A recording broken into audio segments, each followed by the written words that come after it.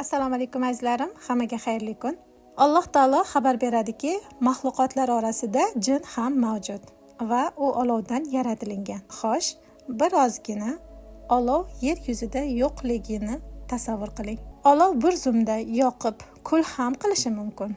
Olov isitishi, ovqatingizni pishirishi ham mumkin. Juda kuchli uyatda olovdek qizarib ketdi yoki qizib yuzlaringiz, yuragingiz, tanangiz lov yonishi mumkin. To'g'rimi? Oila tizimi mutaxassisi sifatida aytaman, tizimdan chiqarilib yuborilgan hamma narsa kirib kelishni xohlaydi.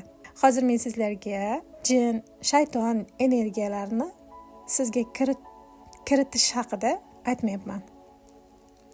Hozirgina men konsultatsion suhbatni tugatdim va sizga bu audioni yozishni qaror qildim.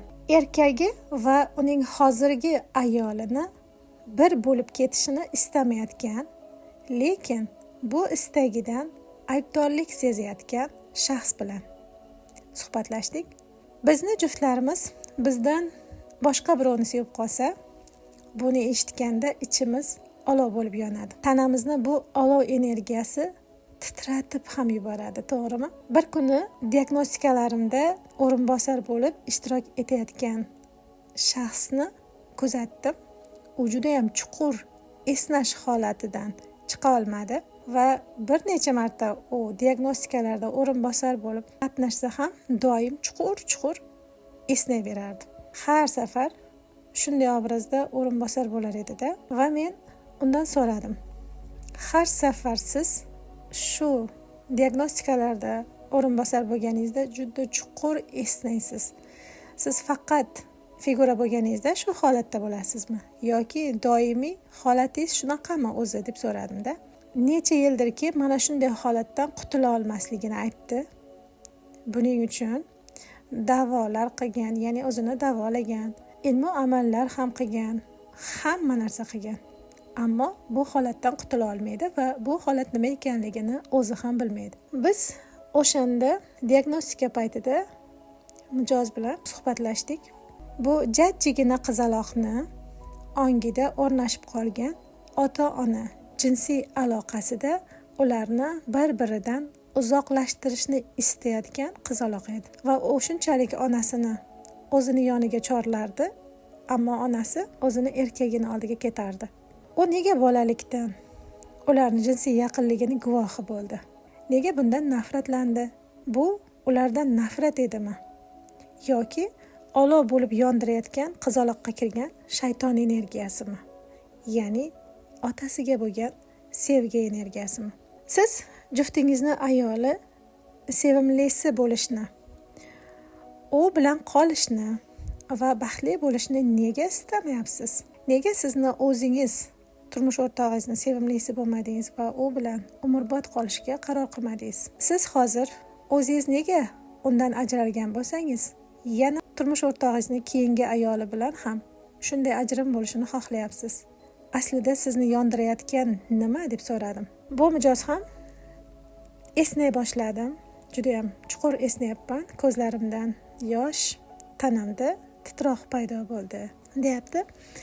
Va xuddi mana shunday holat menda oldin ham bo'lgan. Ichimdan bir necha marta jin chiqarganimda, ya'ni shayton energiyasini.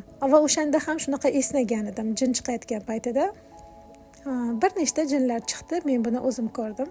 Men aynan o'sha jin chiqaruvchi shaxsning yoniga borganimda har xil duolar qo'yib, ichimdagi jinni chiqarishga yordam bergan. Hozir yana shu holatda bo'lib qoldim dedi. Men unga aytdim-da, siz chiqarib yuborayotgan jin balki rad etilayotgan sizni yondirgan tuyg'udir dedim. Biz ishladik va haqiqiy erkak va ayolni sevgidan birlashuv, ya'ni bir-biridan lazzatlanganligini his qilganligi, lazzat holatini sezgan va bir tomondan buni yaxshiligini ko'rgan bo'lsa, bir tomondan rad etgan qizaloqni topdik. Sen odamzodni tuproqdan yaratding. Men esa o'tdan degan ekan shayton. Ona va qiz odamning ya'ni erkakning sevgan va u g'amxo'rlik qiladigan ayollaridir. Biz moddiy olamni tan olamiz. Hozir ko'rib turgan narsamizni, ushlab turgan narsamizni, moddiyatni tan olamiz. Lekin g'ayb olamini tan olmaymiz. Ya'ni shayton, energiyalar borligini tan olmaymiz. G'aybiy deganda yashirin ruhiy olam borligidan biza bexabarmiz. Ya'ni bizni ongimizda ruhiy olam bor. Taqiqlangan mevadan yedilar va avratlari ochilib qoldi. Odam ato bilan momo Havo haqida shunday deyishgan. Odam va uning ayoliga shayton o'z bolasini yedirdi. Agar bizni dinimiz bilan qiziqadiganlar va undan xabari borlar bo'lsa, bu so'zlarni albatta eshitgan. Ya'ni odam haqidagi ma'lumotlarga qiziqqan shaxs bo'lsa ham bu so'zlarni eshitgan. Barcha ajrimlar, xiyonatlar, alamdan, yo'qotishdan kuyish erkak ayolni bir bo'lishiga qarshilik borligini biz bilmaymiz ham. Bizda ko'rinmas tuyg'ular asosida erkak va ayolni bir-biridan uzoqlashtirish xohishlarimiz borligini, istaklarimiz borligini ko'ra olmaymiz. Ba'zan bizga bu istaklarni ko'rishimizga yordam berish uchun ustoz kerak bo'ladi. Konsultatsiya jarayonida mijoz turmush o'rtog'i bilan, o'sha sobiq turmush o'rtog'i bilan bir necha yil yashaganligi, 5 yil farzandsiz bo'lganligi, qanday holat paytida aynan farzandli bo'lganligi haqidagi ma'lumotlarga ega bo'ldi. Biz ko'pincha ichimizdagi ayollik kuchini uyg'otishga qo'rqamiz. Chunki bu ayollik kuchidan birinchi o'rinda biz voz kechmaganmiz. Ayol va qizaloq ikkisi ham sevimli va odamga kerakli shaxs. Qiz bolani ayollik kuchini tan olish, uyg'otish va uni seksualligini erkakka o'zini bag'ishlashi yoki bo'lmasa o'zidagi bor ayollik kuchini tan olishi haqida kurs boshlanadi yaqinda mart oyida.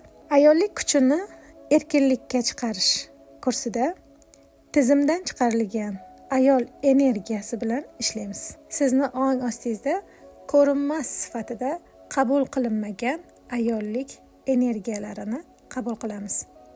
O'zimizni ayol sifatida dunyoga odam bilan, ya'ni erkak bilan aslida bir butun teng shaxslar ekanligimizni ochamiz. Tenglik deganda bu siz erkak bilan bir xilsiz degani emas. Oilada erkakning o'zini o'rni bor va erkaklik energiyasi bilan ayollik energiyasida juda katta farq bor. Har biringizni ayollik kuchini erkinlikka chiqarish kursiga taklif qilaman.